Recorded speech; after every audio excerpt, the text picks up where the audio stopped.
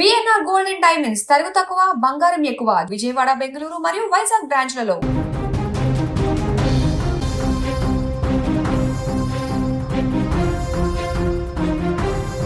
ఇప్పుడు తమిళనాడులో ముఖ్యమంత్రి విజయ్ అలాగే టీవీకే పార్టీ అధినేతగా ఉన్నటువంటి విజయ్ వేస్తున్న ప్రతి అడుగు కూడా ఇప్పుడు ఎంటైర్ తమిళనాడు పాలిటిక్స్ని షేక్ చేస్తున్నాయనే చెప్పాలి. ఎందుకంటే పూర్తి స్థాయి పరిణితి చెందినటువంటి రాజకీయ నాయకుడిగా విజయ్ వేస్తున్నటువంటి ప్రతి అడుగు కూడా ఇప్పుడు భవిష్యత్తులో టీవీకే పార్టీ పునాదులను బలంగా వేసేటువంటి చర్యగా దీన్ని చెప్పవచ్చు. ఎందుకంటే ఆయన ఇప్పటికే పూర్తి స్థాయి రాజకీయ పార్టీగా దీన్ని మలిచి రాబోతున్నటువంటి స్థానిక సంస్థల ఎన్నికల్లో పార్టీ నుంచి భారీ మెజారిటీతో అభ్యర్థులను గెలిపించాలి.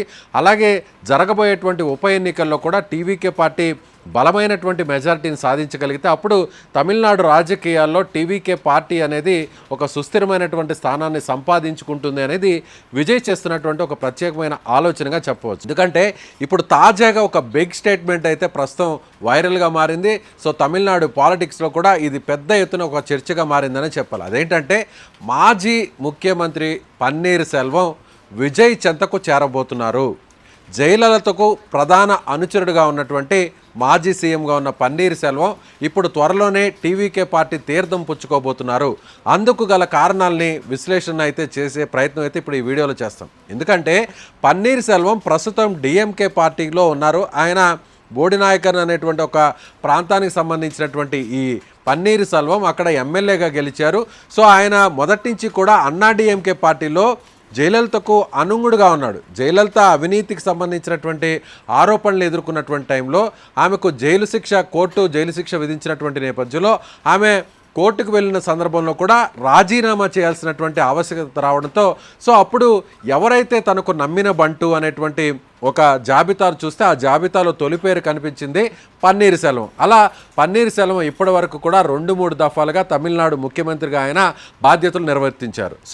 ఆ తర్వాత పన్నీర్ సెల్వం ప్లేస్లోకి జయలలిత మరణం తర్వాత జయలలిత ముఖ్యమంత్రిగా ఉంటూ చనిపోయిన తర్వాత ఆ ప్లేస్లోకి పన్నీర్ సెల్వం వస్తారు అని అందరూ భావించారు. కానీ పన్నీర్ సెల్వం పూర్తి స్థాయిలో బీజేపీతో టచ్లో ఉన్నాడు కాబట్టి బీజేపీకి శశికళకు మధ్య అంటే జయలలితకు సంబంధించినటువంటి సన్నిహితురాలుగా ఉన్న శశికళకు మధ్య గ్యాప్ ఉండడంతో శశికళ మొత్తం పార్టీనంతా కూడా క్యాప్చర్ చేయాల్సినటువంటి సిచ్యువేషన్లో అప్పుడు పళనిస్వామికు ముఖ్యమంత్రి బాధ్యతలను అప్పచెప్పింది ఆనాటి ఉన్నటువంటి శశికళ. ఆ తర్వాత శశికళకు పళనిస్వామికి కూడా మధ్య గ్యాప్ రావడంతో పళనిస్వామి ఇప్పుడు నేరుగా బీజేపీతో టచ్లోకి వెళ్ళిపోయారు. పూర్తిగా బీజేపీకి సంబంధించినటువంటి వ్యక్తిగా మారిపోయారు. బీజేపీతో అందుకే పొత్తు పెట్టుకొని ఎన్డీఏ కూటమిలో చేరి గత ఎన్నికల్లో అన్నాడీఎంకే పోటీ చేసి 47 స్థానాలు గెలుపొందింది. అయితే ఆ తర్వాత పళనిస్వామికి పూర్తి స్థాయిలో బాధ్యతలు ఇవ్వడంతో పళనిస్వామికి పన్నీర్ సెల్వంకి ఇద్దరి మధ్య కూడా విభేదాలు రావడంతో పన్నీర్ సెల్వం నేరుగా అన్నాడీఎంకే పార్టీని వదిలి ఆయన కొంతకాలం బయట ఉన్నారు. ఆ తర్వాత గడిచినటువంటి ఎన్నికల సమయంలో ఆయన డిఎంకే పార్టీలో చేరి స్టాలిన్ చెంతకు చేరి ఆయన తన స్థానం నుంచి తిరిగి ఎమ్మెల్యేగా పోటీ చేసి ప్రస్తుతం ఎమ్మెల్యేగా ఉన్నారు. అయితే పన్నీర్ సెల్వం డిఎంకే పార్టీని ఇప్పటి వరకు చూస్తే అన్నాడీఎంకే పార్టీకి సంబంధించినటువంటి మాజీ మంత్రులు ఎమ్మెల్యేలు వాళ్ళు మాత్రమే విజయ్తో టచ్లో ఉన్నారు. అలాంటిది ఇప్పుడు డిఎంకే పార్టీలో గెలిచినటువంటి పన్నీర్ సెల్వం ఎందుకు విజయ్ వైపు చూస్తున్నారంటే దీనికి చాలా ప్రత్యేకమైనటువంటి కారణాలు చెప్పొచ్చు. ఎందుకంటే పన్నీర్ సెల్వంని ఇప్పటి కూడా జయలలిత అభిమానులు అలాగే అన్నాడీఎంకే పార్టీకి సంబంధించినటువంటి క్యాడర్ కార్యకర్తలు వీళ్ళందరూ కూడా తమిళనాడులో ఇప్పటికీ కూడా పన్నీర్ సెల్వం మీద జయలలిత ముద్ర అనేది చాలా స్పష్టంగా కనిపిస్తుంది. తనని అవమానించి పార్టీలో నుంచి కొంతమంది వెళ్ళగొట్టారు. పళనిస్వామికి పన్నీర్ సెల్వంకి పడకపోవడానికి కారణం ఇదే. పళనిస్వామి కంటే కూడా పన్నీర్ సెల్వంకు ముఖ్యంగా జయలలిత ప్రధాన అనుచరుడు. అంటే జయలలిత బతికున్న సమయంలోనే పన్నీర్ సెల్వంని ముఖ్యమంత్రిగా ఆమె చేశారు కాబట్టి జయలలిత బ్లెస్సింగ్స్ ఆయనకున్నాయని కాబట్టి జయలలిత ప్రభావం ఆయన మీద చాలా స్పష్టంగా ఉంది కాబట్టి పన్నీర్ సెల్వం అనే వ్యక్తి ఇప్పుడు టీవీకే పార్టీలోకి వచ్చి విజయ్ వెనక నిలబడితే మాత్రం జయలలితను అభిమానించేటువంటి వారందరూ కూడా ఇప్పుడు అన్నాడీఎంకేలో ఆల్రెడీ నాయకత్వ సంక్షోభం ఏర్పడింది కాబట్టి పార్టీకి సంబంధించినటువంటి ఇంటర్నల్గా కూడా ఇప్పటికే చాలామంది ఎమ్మెల్యేలందరూ కూడా ఇప్పటికే టీవీకే పార్టీతో టచ్లో ఉన్నారు. ఇప్పటికే అసెంబ్లీలో జరిగినటువంటి విశ్వాస తీర్మానంలో కూడా సో తన బల నిరూపణ చేసుకునేటువంటి క్రమంలో కూడా సో ఇప్పటికే విజయ్కు ఒక 20 మందికి పైగా ఎమ్మెల్యేలు అప్పుడు ఓటు వేయడంతో ఇప్పుడు విజయ్ వైపు చాలామంది ఎమ్మెల్యేలు టచ్లోకి వచ్చారు.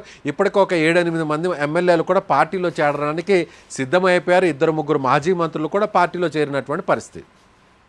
అలాగే ఎన్నికలకు ముందు కూడా సెంగొట్టయ్యన్ లాంటి నాయకులందరూ కూడా సీనియర్ నాయకులందరూ కూడా 1-2-3 సీనియర్ నాయకులందరూ కూడా మాజీ మంత్రులు కూడా సో టీవీకే పార్టీలో చేరడంతో వాళ్ళకి తిరిగి మళ్ళీ విజయ్ ఇప్పుడు వాళ్ళని గెలిపించుకొని మంత్రివర్గంలోకి తీసుకున్నటువంటి పరిస్థితి. వీళ్ళందరూ ఉంటే ఇప్పుడు పన్నీర్ సెల్వంకు ఉన్నటువంటి ప్రత్యేకత ఏంటి అనేటువంటి అనుమానం అయితే ఇప్పుడు అందరికీ రావచ్చు. దానికి స్పష్టమైనటువంటి కారణం జయలలిత ఫోటో ఒక్కసారిగా ఇప్పుడు అన్నాడీఎంకే పార్టీ నుంచి దూరం చేసి టీవీకే పార్టీ వైపు జయలలిత ఫోటోను కానీ తీసుకురాగలిగితే ఇక గ్రామ స్థాయిలో క్షేత్రస్థాయిలో ఆ పార్టీకి తిరుగులేదు. ముఖ్యంగా అన్నాడీఎంకే పార్టీలో ఉన్నటువంటి క్యాడర్ అంతా కూడా జయలలితను అభిమానిస్తున్నటువంటి ఆ క్యాడర్ అందరూ కూడా ఇప్పుడు టీవీకే పార్టీలోకి షిఫ్ట్ అవుతారు అనేది ఇప్పుడు రాజకీయ విశ్లేషకులు అంచనా వేస్తున్నటువంటి పరిస్థితి.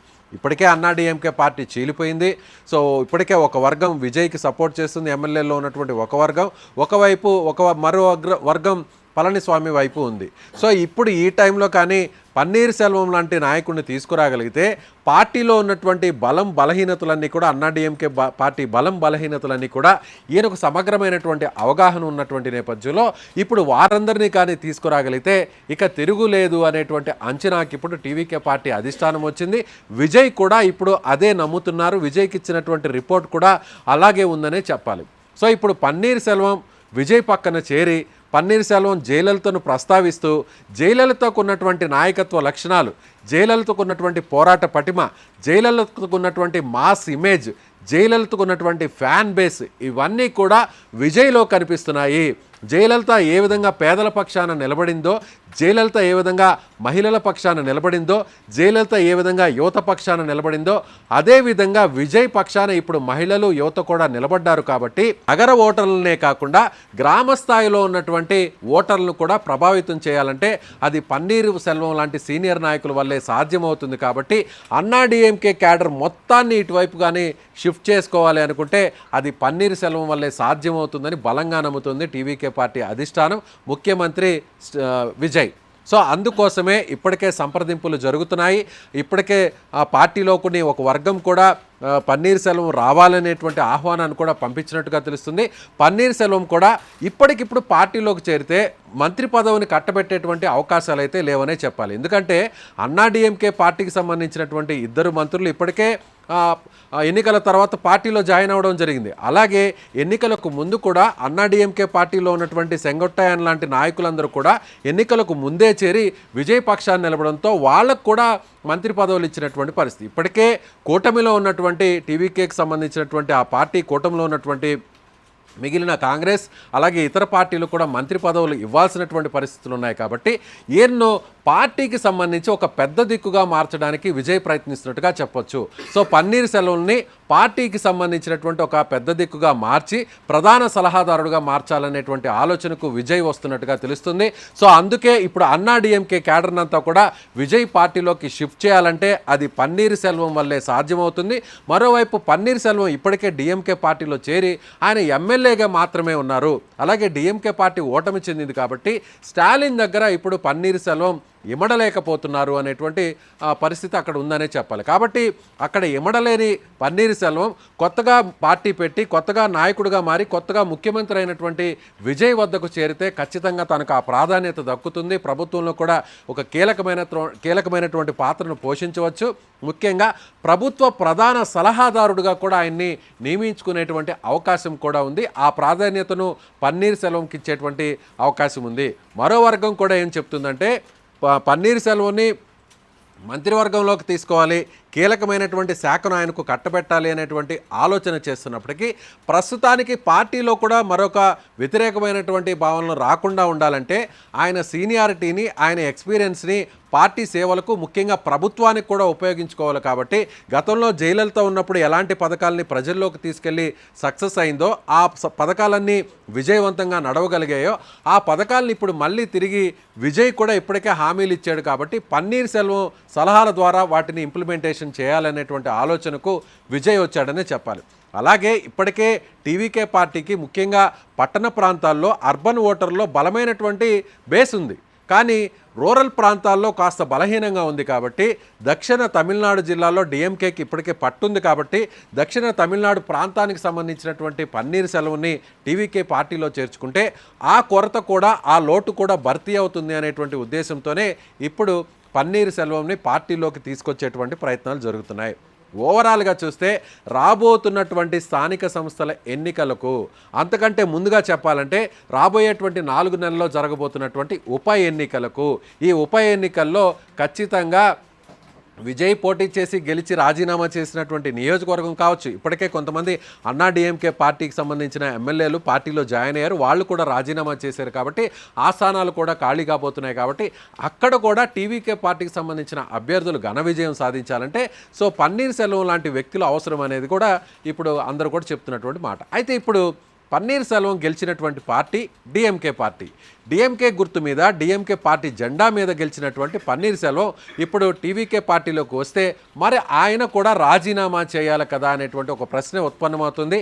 అందుకు కూడా పన్నీర్ సెల్వంని ఒప్పించడానికి సిద్ధపడుతున్నారు. సో పన్నీర్ సెల్వం కూడా ఆయన గెలిచినటువంటి స్థానానికి రాజీనామా చేసి డిఎంకే పార్టీకి గుడ్ బై చెప్పి ఆ తరువాత టీవీకే పార్టీలోకి జాయిన్ అవ్వాలి. అంటే త్వరితగతిన 1 నెల రోజుల లోపలే ఈ ప్రాసెస్ అంతా కూడా చేస్తే అంటే ఉప ఎన్నికలకు సంబంధించినటువంటి నోటిఫికేషన్ వచ్చేలోపే పన్నీర్ సెల్వంని పార్టీలోకి తీసుకుంటే అప్పుడు పన్నీర్ సెల్వం రాజీనామా చేసినటువంటి నియోజకవర్గానికి కూడా కలిపి ఒకేసారి ఉప ఎన్నికలు వచ్చేటువంటి అవకాశం ఉంది. కాబట్టి సో ఇప్పుడు మొత్తం విజయ్ ఈ స్థానాలన్నింటినీ కూడా గెలిపించుకోవడానికి భారీ మెజార్టీని సాధించడానికి చాలా కీలకమైనటువంటి పాత్ర ఈయన పోషిస్తారనేటువంటి ఉద్దేశంతోనే ఇప్పుడు పన్నీర్ సెల్వంను విజయ్ వైపు తిప్పుకునేటువంటి ప్రయత్నం అయితే చేస్తుంది. ఆల్మోస్ట్ దీని మీద ఒక క్లారిటీ వచ్చేసింది. ఇప్పటికే పన్నీర్ సెల్వం కూడా చేరడానికి సిద్ధమైపోయారు. కాకపోతే ఇక ముహూర్తం మాత్రమే ఆలస్యం అన్నట్టుగా ఉందనేది చెప్పవచ్చు. సో ఇప్పుడు ఇది డిఎంకే పార్టీకి ఒక రకమైనటువంటి షాక్ అని చెప్పినా కూడా డిఎంకే పార్టీ నుంచి పన్నీర్ సెల్వం వస్తున్నాడు కాబట్టి అన్నిటికంటే పెద్ద షాక్గా చెప్పేది అన్నా డిఎంకే పార్టీకి అని చెప్పవచ్చు. సో అన్నా డిఎంకే పార్టీ ఇక ఖాళీ కాబోతుంది. పన్నీర్ సెల్వం లాంటి మాజీ ముఖ్యమంత్రి అలాగే జయలలితకు ప్రధాన నమ్మిన బంటు అలాగే దశాబ్దాలుగా రాజకీయ అనుభవం కలిగినటువంటి వ్యక్తి విజయ్ పక్కన విజయ్ వెనక నిలబడితే ఇప్పుడు టీవీకే పార్టీ మరింత బలోపేతం అవుతుందని మాత్రం చెప్పవచ్చు. సో ఈ వీడియో చూస్తున్న వాళ్ళకి పన్నీర్ సెల్వం విజయ్ చేతులు కలిపితే తమిళనాడు రాజకీయాల్లో ప్రభంజనం సృష్టించబోతున్నారా, ఇక టీవీకే పార్టీకి రాబోతున్నటువంటి స్థానిక ఎన్నికలు ఉప ఎన్నికల్లో కూడా తిరుగు ఉండదని మీరు నమ్ముతున్నారా లేదా? అయితే మీ అభిప్రాయాన్ని ఖచ్చితంగా కామెంట్ బాక్స్లో తెలియచేయండి.